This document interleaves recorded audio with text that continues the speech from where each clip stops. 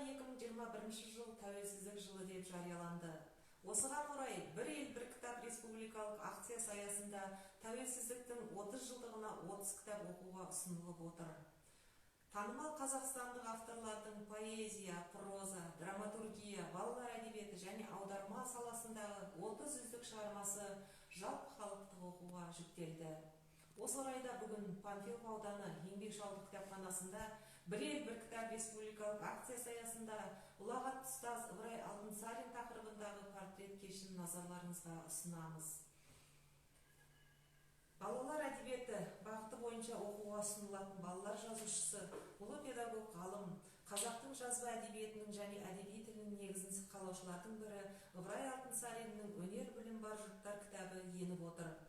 Қазақтың аса көрнекті ағартушы педагогі, жазушы, этнограф, фольклоршының өмірі, ағартушылық педагогикалық қызметі мен шығармашылығымен таныстыру мақсатында осы жинақ оқырман қауымға ұсынылды. «Өнер білім бар жұрттар» кітабы Ыбырай Алтынсариннің өлеңдері, әңгімелері, аудармалары, сондай-ақ халық аузынан жинаған ертегілері енгізілген. Жинақ мектеп оқушылары мен көпшілік қауымға арналған. Халқымызда жақсының аты өлмейді, ғалымның хаты өлмейді деген дана сөз бар. Тарихта аты мен хаты өлмей келе жатқан ағартушы, этнограф Ыбырай атамыздың 180 жылдық мерейтойы қатар келіп отыр. Ыбырай Алтынсарин алғашқы халық мұғалімі, қазақ даласында алғаш рет халықтық мектеп ұйымдастырушы педагогі, балаларға арнап өте құнды өлеңдер мен әңгімелер жазған жазушы. Осы орайда Ыбырай атамыздың өмірбаянымен таныс болыңыздар. Сөз кезегі кітапханашы Ханшайым Қалқаманқызында. Ыбырай Алтынсарин қазақ халқының ағартушылық тарихында және ұлттық мектебінің қалыптасуында терең із қалдырған тұлға. Ол 1841 жылы қазіргі Қостанай облысының аймағында дүниеге келген. Әкесінен ерте айырылған ол атасының белгілі би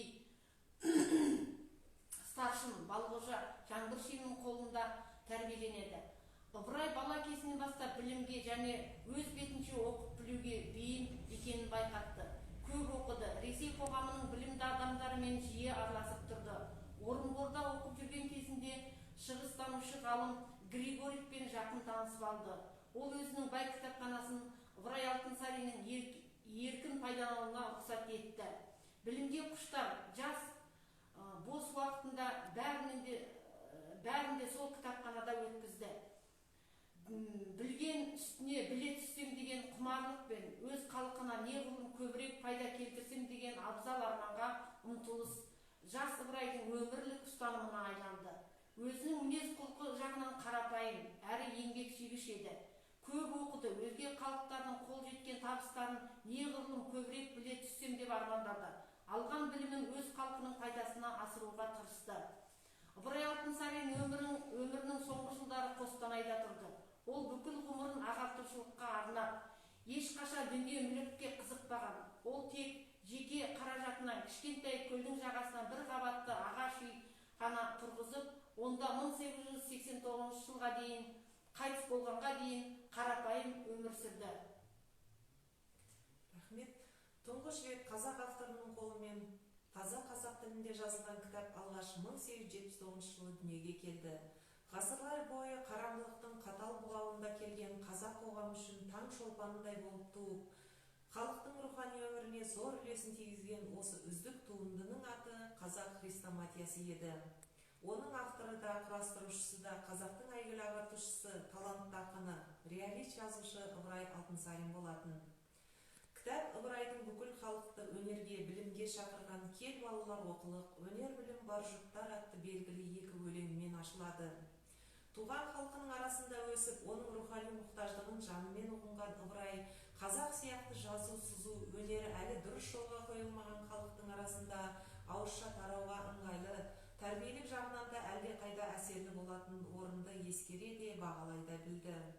Сондықтан «Кел балалар оқылық, өнер білім бар жұрттар» өлеңдерін жазғанда олардың қалың бұқара ұғымына жаңа мазмұнмен ғана емес, жалпы түрімен сәйкес келуін, сөйтіп қоғамдық өмірге тез сіңіп енуін ескерді.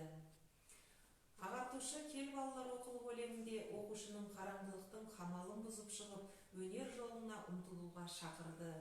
Ендеше Ыбырай атамыздың «Кел балалар оқылық» өлеңіне сөз кезегін берейік. Оқитын тұрақты оқырманымыз Жаңабай Ықылас. Ыбырай Алтынсарин. Кел балалар оқылық. Bir Allah'a sığınıp, kел балалар оқылық. Оққан көңілге ықылас пен тоқылық. Істің болар қайыры, бастасаңыз алылап, оқымаған жүреді қараңғыны қармалап. Кел балалар оқылық, оқығанды көңілге ықылас пен тоқылық. Оқысаңдар балалар, шамнан шырақ жағылар, іздегенің алдыңнан тілемей-ақ табылар. Кел балалар оқылық, оқығанды көңілге ықылас пен тоқылық. Сыйса көйлек үстіңе тоқуменен табылған, сауысқанның тамағы шоқуменен табылған. Өнер, білім бәрі де оқуменен табылған. Рахмет. Ыбырай Алтынсариннің табиғат туралы жазған өлеңдері оның ақындық шеберлігін танытады. Өзен, жаз сияқты пейзаждық шығармалары Ыбырайдың нағыз талант ақын болғанын көрсетеді.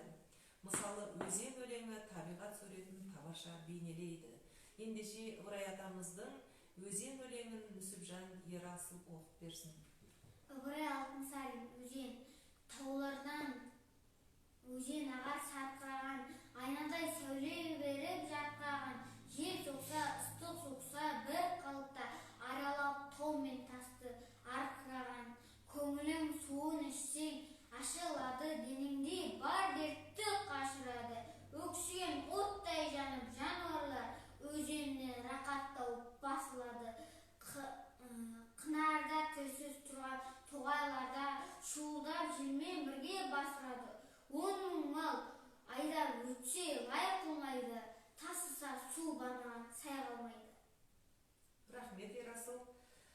Ғұлама педагог ғалымның туындылары шәкірттерді отан сүюге, адамгершілікке, тәлім-тәрбиелеге жетеледі. Осының ішінде өнер білім бар жұрттар өлеңі де сол озық өнердің, білімнің, мәдениеттің ілгері елдерде қандай табыстарға жеткізіп отырған әсерлі баяндайды. Ендеше бүгінгі кешіміздің арқауы болып отырған Ыбырай атамыздың өнер білім бар жұрттар өлеңін оқып берейін. Өнер білім бар жұрттар, тастан сарай салғызды. Айшылық алыс жерлерден көзіңді ашып жұмғанша жылдам хабар алғызды. Аты жоқ құрарбаны 1000 шақырым жерлерге күн жарымда барғызды. Адамды құстай ұшырды, мал істейтін жұмысты отпен суға түсірді. Отынсыз тамақ пісірді, сусыздан сусын ішірді. Теңізде жүзді балықтай, дүниені кезі жалықпай. Білгендерге осылар, бәрі дағы анықтай. Білмегенге танытпай, біз де бекер жатпалық осылармен таныспай.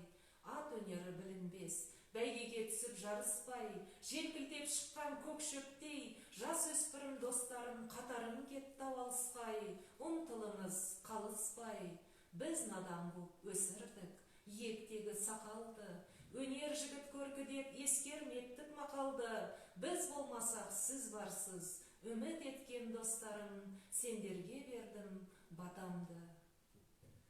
Осындай тамаша жыр жолдары қазақ ұрпақты тәрбиелеудегі қажетті құралдардың біріне айналды. Қазақ даласына тұңғыш мектеп ашқан Ыбырай Алтынсариннің келешек ұрпақ үшін атқарған еңбегі күні бүгінге дейін өз маңызын жойған жоқ. Халық ағартушылар дәрежесіне көтерілген әрі педагог, әрі ақын, жазушы Ыбырай Алтынсариннің өз халқының келешек үшін істеген еңбегі орасан зор. Назарларыңызға рахмет.